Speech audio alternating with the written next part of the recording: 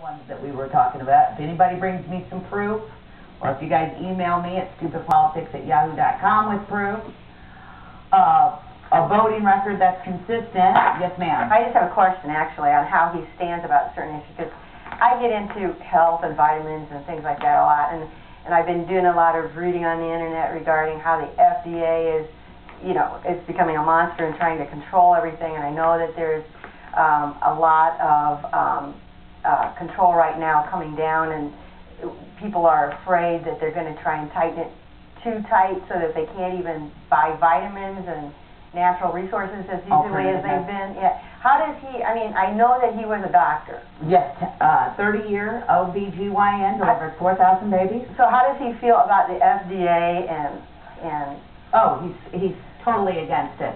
He thinks that the free markets will win. And he definitely believes that as an individual, every single one of us is an individual. He put us in no groups. That's what has made me do this and promote him as much. He thinks of you as each one of you as separate and different as we are. He thinks of us like that. And he definitely thinks that we should have choices as individuals. What might be right for you for medicinal use may not be right for me. Or maybe I don't like what you take. And we're getting to the point where we have no more choice. And that begs the question, are we still being ruled by our Constitution, or are we going to other forms of government? And that's what's so interesting to me. I better shut up now, Rachel. Who's going to regulate fake drugs? The free market. I don't think he wants to. I'll have to look into this. This is very good because I don't know all of his positions on the FDA. I do know as a doctor, he definitely believes it's your individual rights that, but when you start thinking about the free market, this is what blew my mind. I've never thought about the free market. If we all buy a TV from Walmart or anywhere else and it breaks, every single one of us, are we going to shop there anymore? No.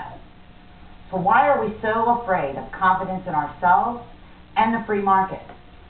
If a product doesn't work, insurance companies, drugs, anything, if it doesn't work and doesn't do what it's supposed to. Now, some people say, well, we can't use that with drugs as an experiment, but I say on that token, if you don't want to buy that, look at all the drugs they're putting out right now. In normal legal markets, all we are is experiments because nobody has a clue where some of these drugs are going to be and how they're going to affect our bodies in 30 years. So I don't, the whole idea that, you know, we couldn't experiment. But the free market, the more I'm learning, I'll make this you guys' homework assignment. Look into some of Ron Paul's stances. Look into the free markets. We'll get more into that later. But I still want to get back to the issues of why we vote for people.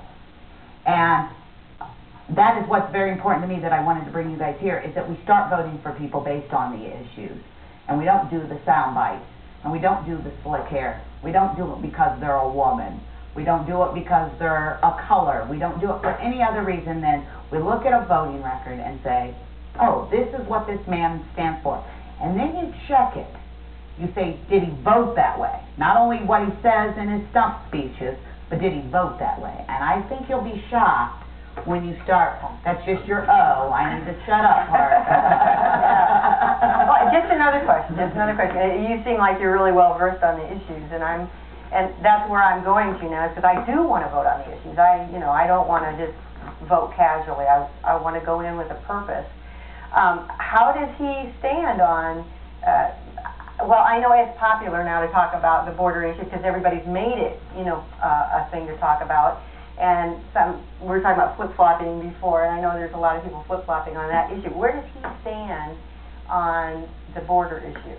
That you cannot do anything with the border issue as long as we allow them to still get benefits in the United States. We can build a fence as high as we want. We can build a wall. People are still going to jump over that if they feel like they have a good reason to come here. So he would take the benefits away? He'd take the incentives off. Illegal? Yes. Right now we give illegal immigrants, and not that we all don't love it, the problem is we can't afford it no more. They get free medical care, they get free schooling. He wants to take the my kids don't get that, so I don't see why an illegal person that's committing a crime should get that. Exactly, and that's his point. You hit him at it's all related economics. That's why, once again, I have never studied it, but it's some neat stuff. I'm getting all excited about money, probably because of no change in our pocket.